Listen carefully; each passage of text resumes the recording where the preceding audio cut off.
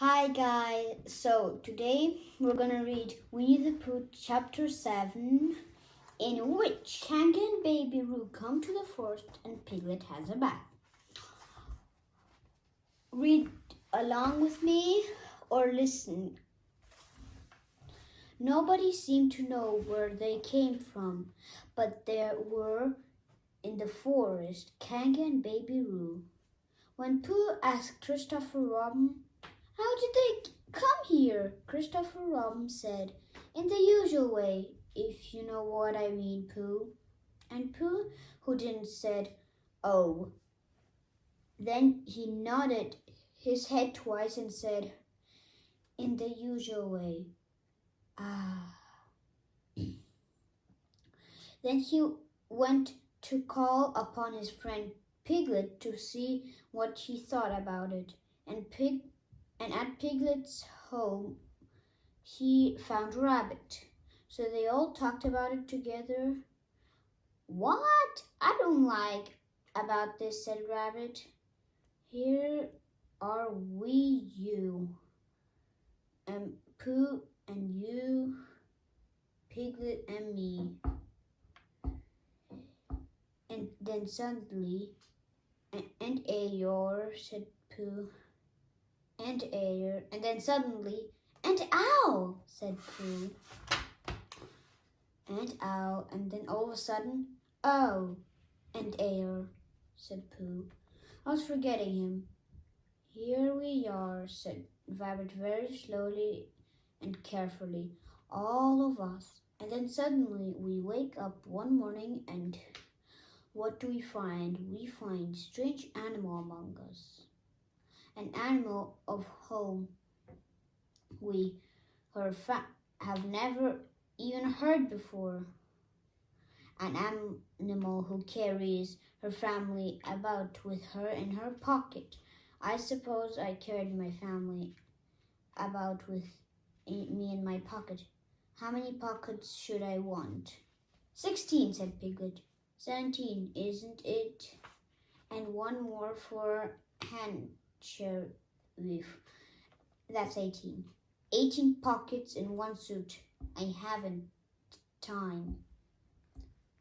There was a long and thoughtful silence, and some minutes said, "I make it 15. "What?" said the Rabbit. 15. 15 what? "Your family." "What about them?" Pooh rubbed his nose and said he thought Rabbit had been talking about his family. "Did I?" said Rabbit carelessly. "Yes, you did.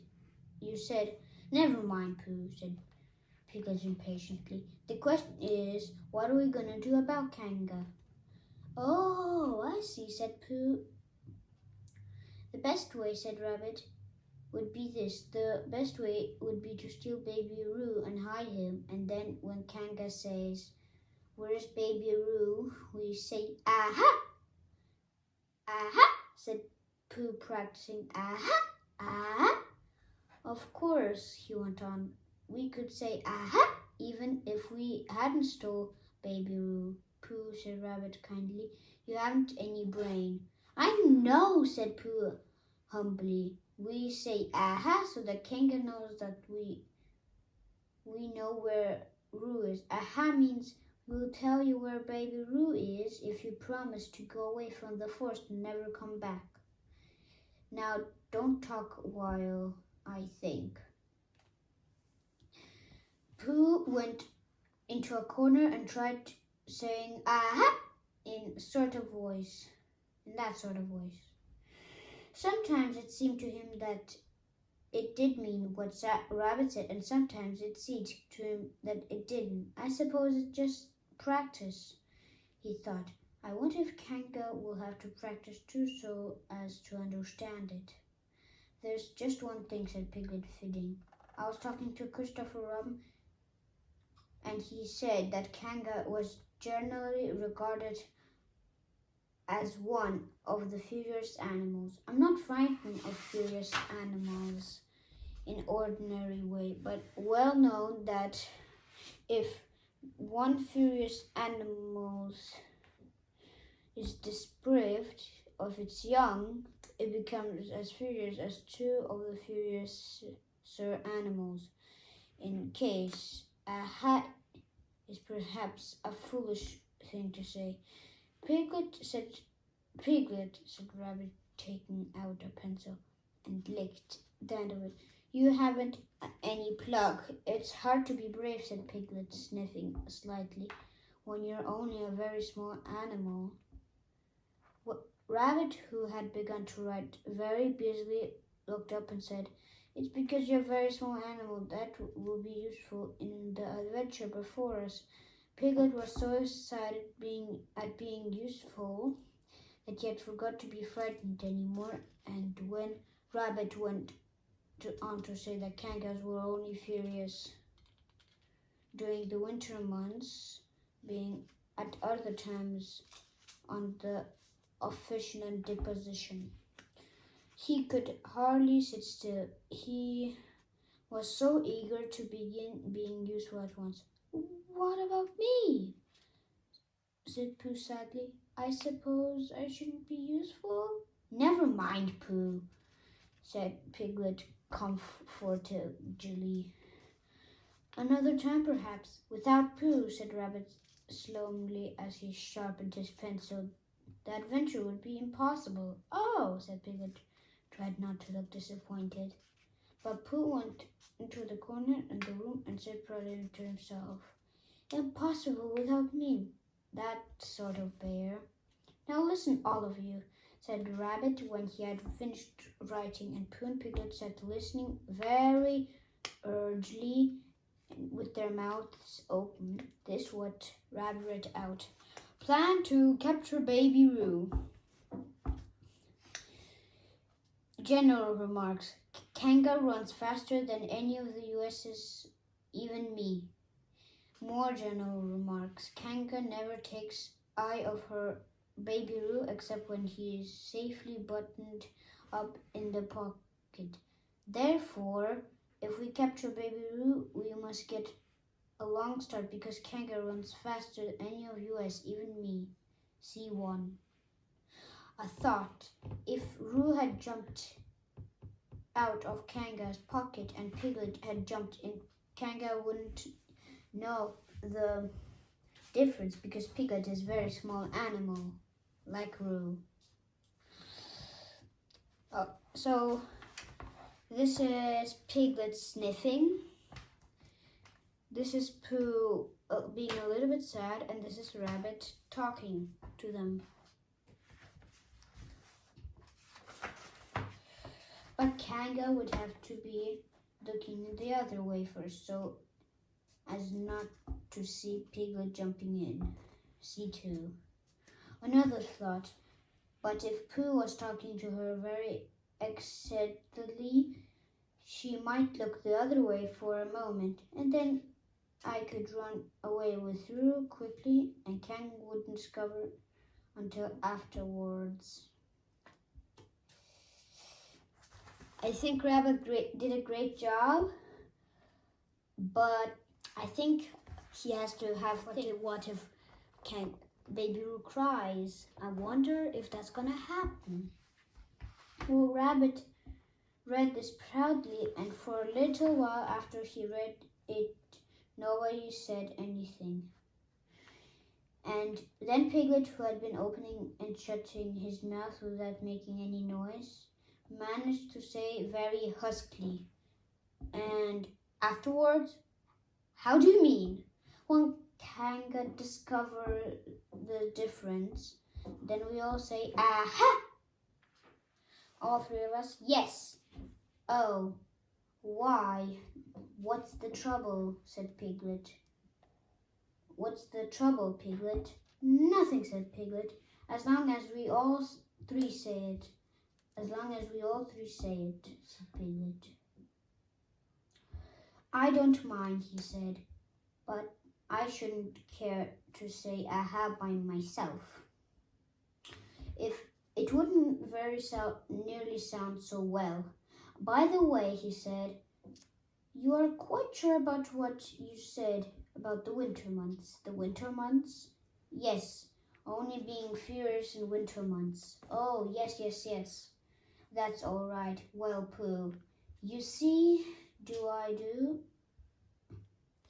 Well, you just have to talk very hard to Kanga so as she doesn't notice anything. Oh, what about anything you like? You mean like telling her a bit of poetry or something? That's it, said Rabbit. Splendid. Now come along.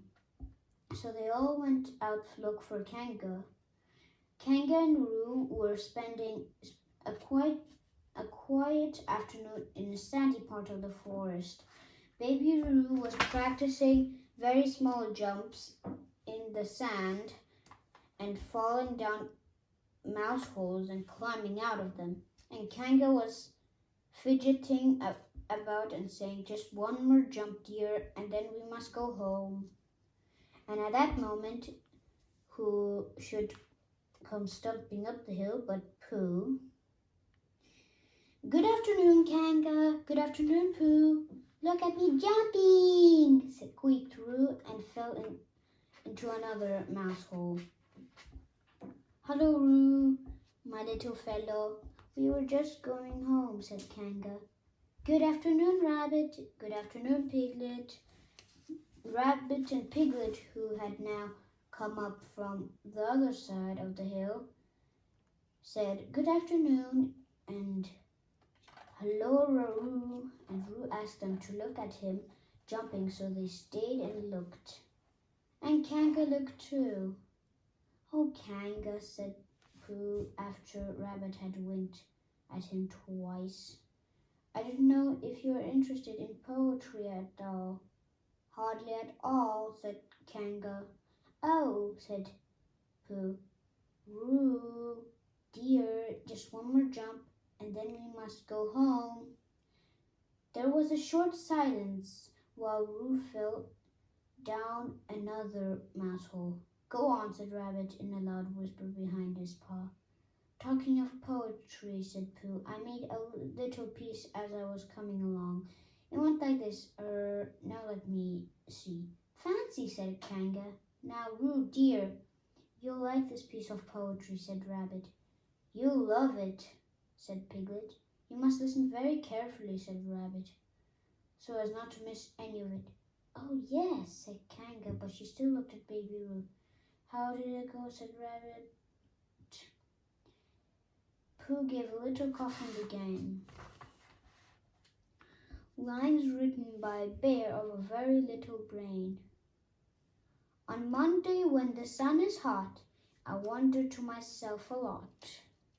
Now it's true or it's not. That's what is which and which is what. On Tuesday when it hails and snows, the feeling on me grows and grows that hardly anybody knows if those are these or these are those. On Wednesday when the sky is blue and I have nothing else to do, I sometimes wonder if it's true that who is what and what is who. On Thursday when it starts to freeze and hoar frost twinkles on the trees, how very readily one sees. And there are whose, but whose are theirs." "Yes, it isn't," said Kanga, not waiting to hear what happened on Friday. "Just one more jump, Roo, dear, and then we really must be going." Rabbit gave Pooh a hurrying up sort of nudge. "Talking of poetry," said, "have you noticed that tree right over there?" "Where?" said Kanga. "Now, Roo." "Right over there," said Pooh, pointing behind Kanga's back. "No," said Kanga. "Now jump in, Roo, dear, and we'll go home." "You ought to look at the tree right over there," said Rabbit. "Shall I lift you in, Roo?" And he picked Roo in his paws. "I can see a bird in it from here," said Pooh. "Or is it a fish?" "You ought to see a bird from here," said Rabbit, "unless it's a fish." It isn't a fish, it's a bird, said Piglet. So it is, said Rabbit. It's starling or a blackbird, said Pooh. That's the whole question, said Rabbit. Is it blackbird or starling? And then at last Kanga did turn her head to look, and at that moment that her head was turned, Rabbit said in loud words, "In you go, Roo." And in jumped Piglet into Kanga's pocket and scrambled Rabbit with Roo's paws as fast as he could. "Why, where's Rabbit?" said Kanga, turning round again.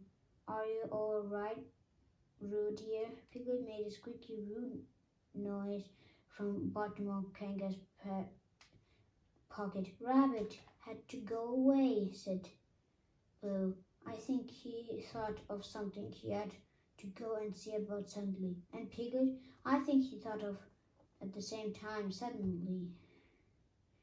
"Well, we must getting home," said Kanga. "Goodbye, Pooh." In 3 large jumps she was gone.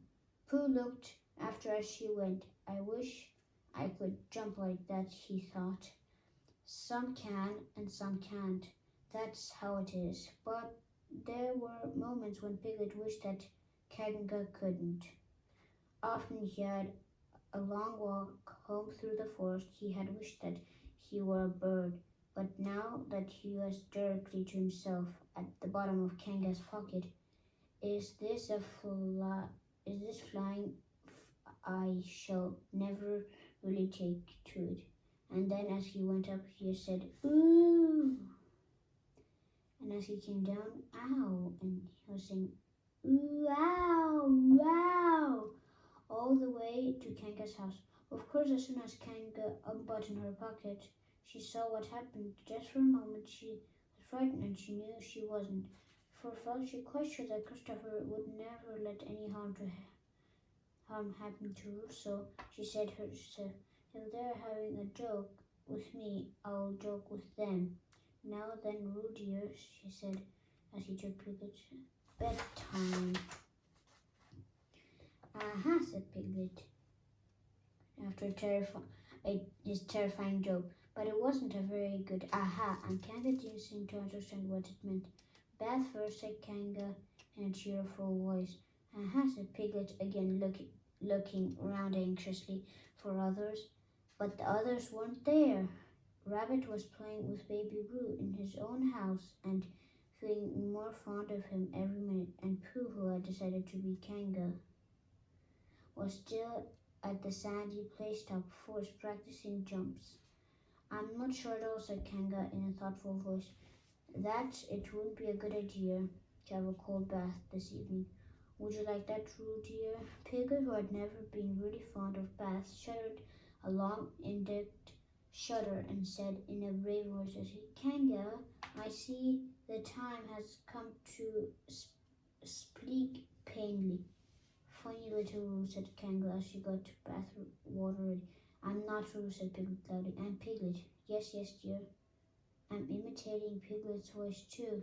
So clever him. She went on as she took a large bar of yellow soap out and covered. "What were you doing next?" "Can't you see?" shouted Piglet. "Haven't you got eyes? Look at me." "I'm looking, Roo dear," said Kanga rather severely. "And you know what I told you yesterday about making faces.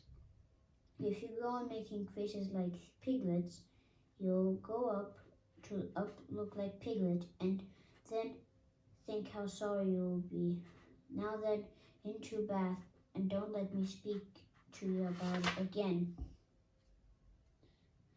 Before he knew where he was, Piglet was in the bath, and Kanga was scrubbing him firmly with a large feathery fan. "Ow! Let me out, I'm Piglet." "Don't open your mouth, dear, or soap goes in," said Kanga. "There, what did I tell you?"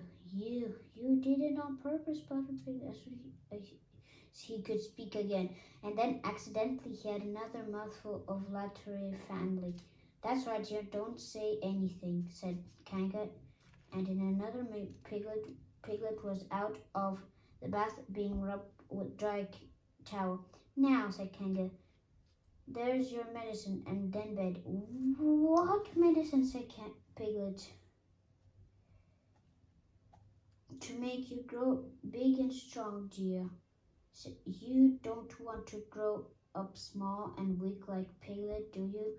Well then, at that moment there was a knock at the door. Come in, said Kanga, and Christopher Robin, cried Piglet. Tell Kanga who I am. She keeps saying I'm rude. I'm not rude, am I?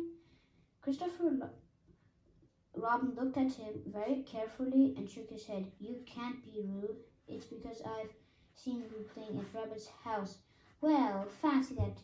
Fancy my making a mistake like that. There you are, said Piglet. I told you so. I'm Piglet. Christopher shook his head again. Oh, you're not Piglet. I know Piglet well. He's quite different color.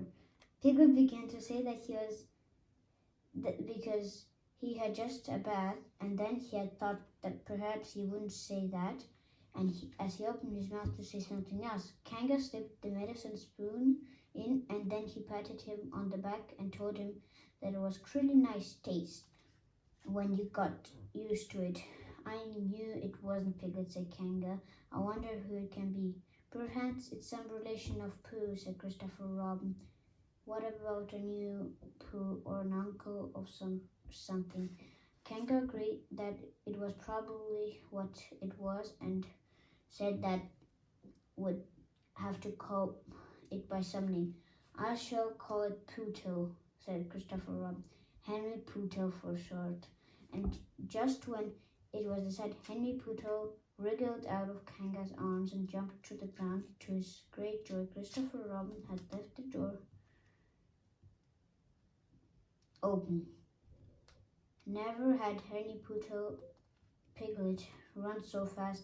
Then he rather stopped running until he had quite close to his house, but when he was 100 yards away, he stopped running and rode the rest the way home. So as they got to his own nice comfortable color again, so Kanga and Roo stayed in the forest, and every Tuesday Roo spent the day with his great friend Rabbit, and every Tuesday Kanga spent with her great friend Pooh, teaching him how to jump, and every Tuesday Piglet spent the day with his great friend Christopher Robin, so they were all happy again.